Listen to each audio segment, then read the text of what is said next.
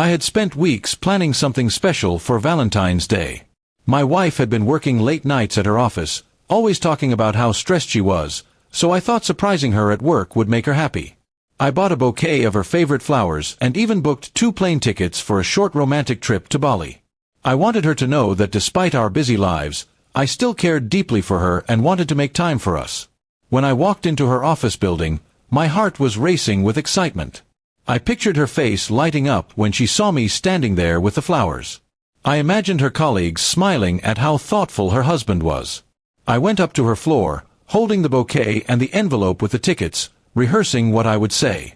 As I reached her office door, I could hear voices inside. At first, I thought it was just another meeting, but the sound of laughter caught me off guard. It wasn't her usual professional tone, it was softer, almost playful. I hesitated, then pushed the door open slightly to peek inside. What I saw froze me in place. My wife was sitting on her desk, leaning close to a man I recognized as her colleague. His hand rested on her thigh, and she wasn't pushing him away. In fact, she was smiling, her face glowing in a way I hadn't seen in months. My chest tightened, and I felt the flowers tremble in my grip. I wanted to believe I was imagining it, but the way she kissed him left no room for doubt. It wasn't a mistake or an accident. It was intentional. My throat went dry, and the envelope with the tickets slipped from my hand onto the carpet. Neither of them noticed at first. They were too lost in each other. Finally, I pushed the door open wider, and the sound startled them. My wife's face went pale when she saw me standing there. The man quickly stepped back, muttering something under his breath. She stammered, "It's not what it looks like," but her words were empty. I had already seen enough. I didn't yell or cause a scene. Instead, I placed the flowers on her desk, right beside where she had been sitting with him. "Happy Valentine's Day," I said quietly, my voice trembling but steady enough to cut through the silence. She tried to reach for me, but I stepped back. Her colleagues in the nearby offices had started to notice the commotion. I could feel their eyes on us, but I didn't care.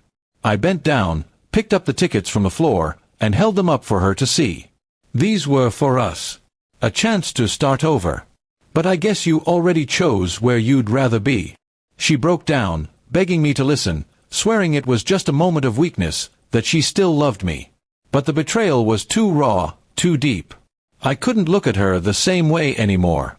My love, my trust, my years of commitment, shattered in a single moment. I walked out of that office building without another word, leaving her standing there in tears. The flowers, once meant to symbolize love, became a symbol of everything broken between us. People stared as I passed by, but I kept walking, my mind numb and my heart heavy. That evening, instead of celebrating Valentine's with my wife, I sat alone in our living room, staring at the empty chair across from me. The silence was deafening. I thought about all the late nights, all the excuses, all the times she had been too tired. It all made sense now. In the days that followed, she kept calling, sending messages, even showing up at home, begging me to forgive her. But the image of her with him replayed in my head every time I closed my eyes. I couldn't erase it, no matter how hard I tried. Trust, once broken, doesn't come back easily. Eventually, I filed for divorce. It wasn't the ending I had ever imagined, but it was the only path left for me. Valentine's Day, which was supposed to bring us closer, instead became the day I saw her true face. And though it hurt, it also set me free from a love that was no longer real. After the divorce was finalized, she tried to reach out several times, but I kept my distance. She had chosen a path that destroyed everything we built together, and I wasn't willing to live in the shadow of betrayal. Slowly, I started focusing on myself, on healing, on finding peace, and on rediscovering the man I was before all the lies.